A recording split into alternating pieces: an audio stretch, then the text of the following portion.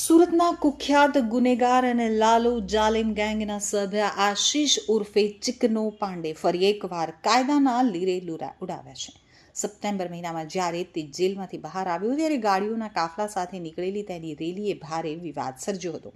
તે સમયે સચિન પોલીસે કડક કાર્યવાહી કરી તેની શાન ઠેકાણે લાવી હતી.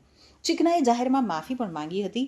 જો કે આ માફી માત્ર દેખાવ પૂરતી હોય તેમ લાગી રહ્યું છે, કારણ કે 5 મહિના પૂરા થયા તે પહેલાં જ તેણે ફરી સોશિયલ મીડિયા ઉપર પોતાની દાદાગીરી પ્રદર્શિત કરતો વિડીયો મૂક્યો છે. આ વખતે વાયરલ વિડીયોમાં આશિષ ચિકનો ફિલ્મી અંદાજમાં લક્ઝરી કારના કાફલા સાથે જોવા મળી રહ્યો છે. વિડીયોમાં બેકગ્રાઉન્ડમાં મરાઠી ડાયલોગનો ઉપયોગ કરવામાં આવ્યો છે, જેમાં કહે છે, આ મિર્ઝાપુર નથી, અમે અહીંના બાહુબલી છીએ, તમે મારી તાકાત ભૂલી ગયા છો.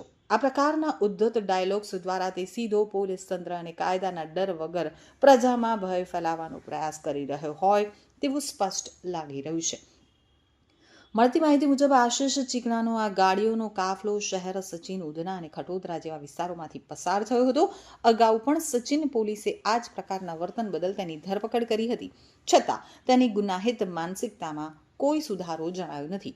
હાલમાં વિડીયો સોશિયલ મીડિયા ઉપર વાયુ વેગે પ્રસરતા સુરત પોલીસ સફાળી જાગી છે. ઉચ્ચ અધિકારીઓના આદેશ બાદ પોલીસે આ મામલે ગંભીરતા દાખવી છે અને ચિકના વિરુદ્ધ ફરીથી કડક કાયદાકીય કાર્યવાહી કરવાની તજવીજ હાથ ધરી છે.